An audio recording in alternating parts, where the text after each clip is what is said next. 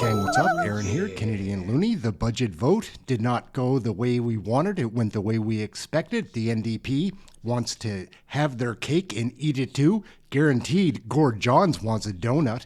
Let's take a look. Don Davies is going to try to rationalize, dupe, distract, divide Canadians on how the NDP did the right thing for Canadians who don't want an election. Maybe he should ask people around our chat room who wants an election. Shannon Stubbs missed the vote. She was absent as well. She was having surgery. So just so people know, she's on medical leave. That's the reason that Shannon Stubbs missed her vote. Genero just quit. So that explains the other Conservative absentee vote. Anyhow, let's get into this. It's pretty entertaining to watch Don Davies. He's like this. It's ridiculous. Let's take a look and a listen.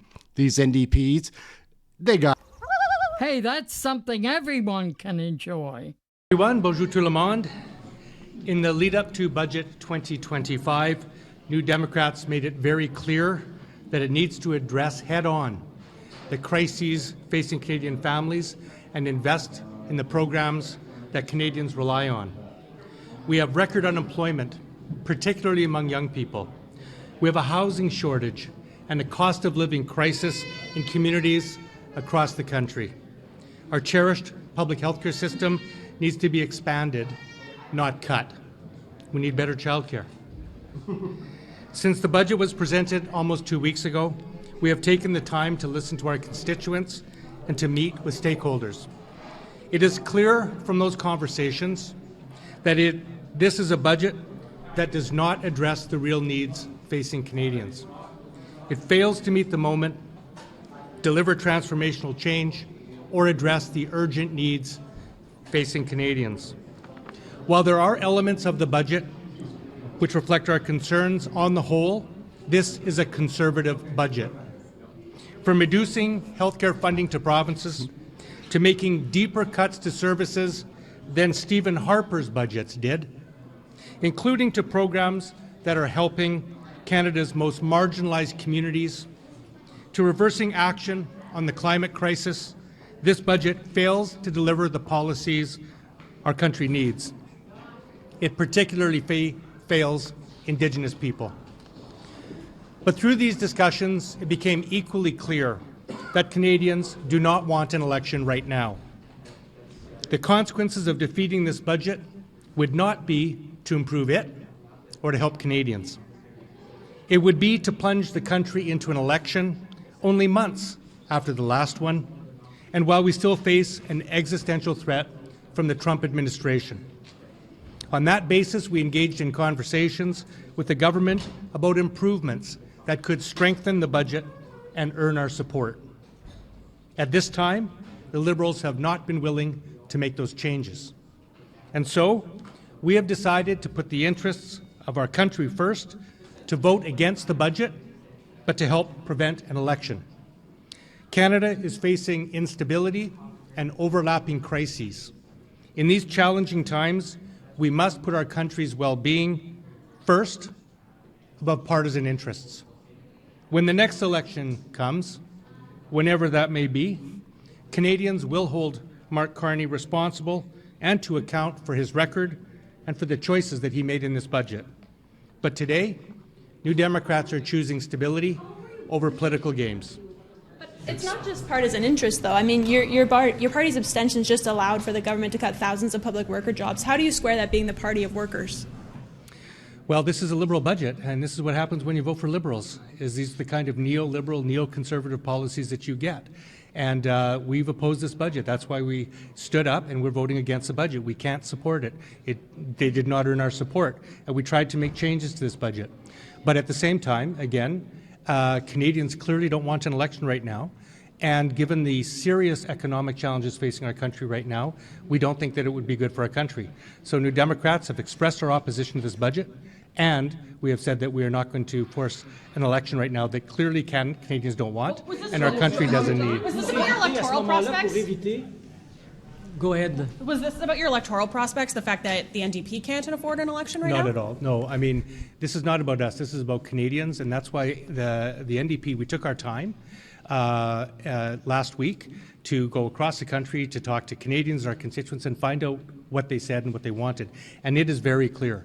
There is a strong consensus in this country that Canadians do not want an election basically 6 months after the last one. They also are feeling the precarity and the instability of the moment. We have Donald Trump still menacing our country and serious economic issues. Canadians want us to be in Parliament addressing those serious issues, and so that's why we're taking the position that we're doing. Why isn't your caucus united? Why aren't you showing a united front? Well, look behind me. Our caucus is entirely united. You voted differently. No, we didn't vote differently. We voted no against this budget, and we had a couple of abstentions, which is, of course, that happens in many cases, but nobody voted at cross purposes. Did you get it against the government? Prop up the government. The abstentions prop up the government, sir. I think there were abstentions on the Conservative side, too. Are they propping up the government? Why don't you go ask Pierre Poilievre? Why is it your responsibility to avoid an election? Why is it the NDP's responsibility to avoid an election? Isn't that the Liberals' responsibility? Yes, it is. In fact, it's all parliamentarians' job. Why abstain? Why allow them the chance to not go to an election by abstent? Why make that choice? I'm sorry, I'm not understanding your question. You're saying it's the Liberals' job, but yet you're helping the Liberals avoid an election by abstaining. Why? Look, there's 343 people in the House of Commons. I've said from the beginning that it's Mark Carney's responsibility as the Prime Minister of a minority government to craft a budget that can earn majority support. But at the same time, we're in a unique situation right now, 6 months after the last election, where Canadians don't want an election right now. I haven't heard anybody dispute that. There is no strong desire for an election among the Canadian people. And we believe that it's important to tap into what Canadians want. And second, what's very important is the economic precarity that we're facing right now.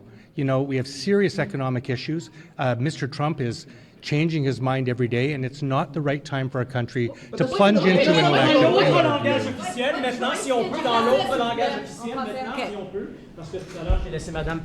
Monsieur Boulris, d'accord, merci, Monsieur Boulris. Merci, Monsieur Boulris. Did you have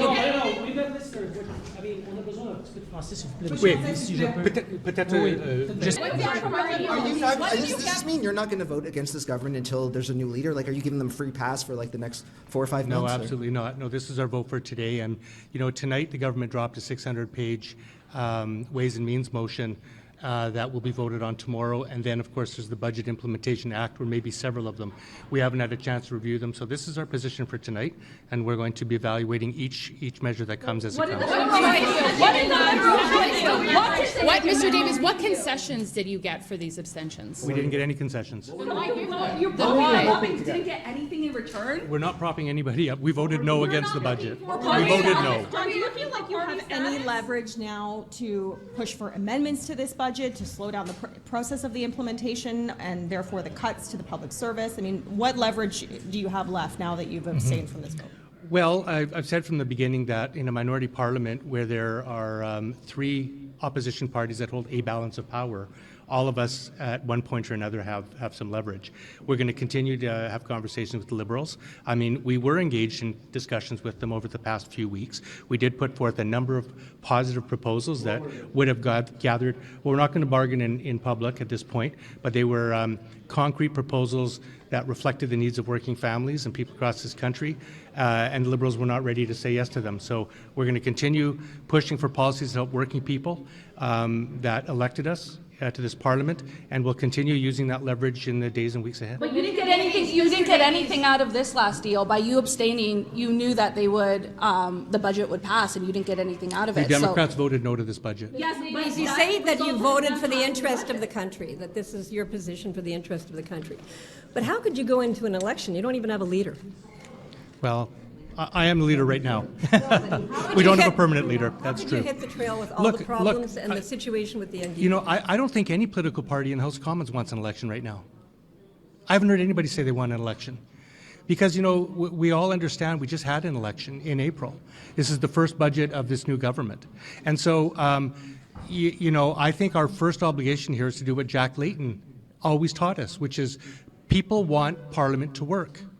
And so we're doing what New Democrats always do. We're coming to Parliament with positive, constructive ideas and trying to make it work. This is not about us. This is about Canadians. And the vast, vast, vast majority of Canadians want us to try to make this Parliament work. They do not want an election, and frankly, we don't think our country needs one at this point. So we're putting our country ahead of partisan interests, and I think that most parliamentarians, if not all, should do that. What is your specific reason why? When did you decide that two of you will abstain? Would you still have abstained if enough Conservatives had abstained, or would you all have voted no in that Look, scenario? we caucus regularly. We have a tight, united caucus, and we made our own decisions on this.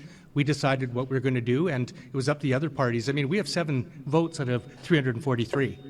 I mean, every other party in that House of Commons had a greater chance of influencing the outcome than we did. Why Laurie and So- why Gordon? Why did you two specifically? Why was it specifically you two? Mr. Johns, can you explain why? Or Lori as well? Sure. You might have to. Lori as well. First, as we, did you want to go ahead, Lori? Okay. Well, first of all, we made it clear last week, well, the week before last when the House was sitting, that we were going to go back to our ridings and listen to our constituents. I talked to every single mayor, 9 mayors in my riding, 3 regional district chairs, 17 elected chief councillors. All of them were unanimous and they didn't want the government to fall. So I did consultation. Unlike the Conservative MP on Vancouver Island who was on CBC radio just on Friday night saying that we shouldn't have an election, that nobody wanted an election, that he heard from his constituents all week they didn't want an election, that there should be an election next fall. What did he do? He voted for an election. So I'm sorry, we're being the adult in the room listening to our constituents who said right now is not the time to have an election. In the face of Donald Trump, that we need to stand united. We're going to fight. We're going to fight tomorrow for the things that we put on the table that we're not going to bargain in public about, and we're going to fight until we get more for Canadians. That is what Canadians expect of us, and that's what we're going to do. What is your message to voters Just very quickly, having lived in the 44th Parliament of always being accused that we're propping up the government, I couldn't live with that. Not with this budget. This budget doesn't do enough for Indigenous peoples, and I could not do that. So that's why I abstained, because we're not propping up the government. Was offered by the government in the budget? Wasn't there something in the budget for your riding?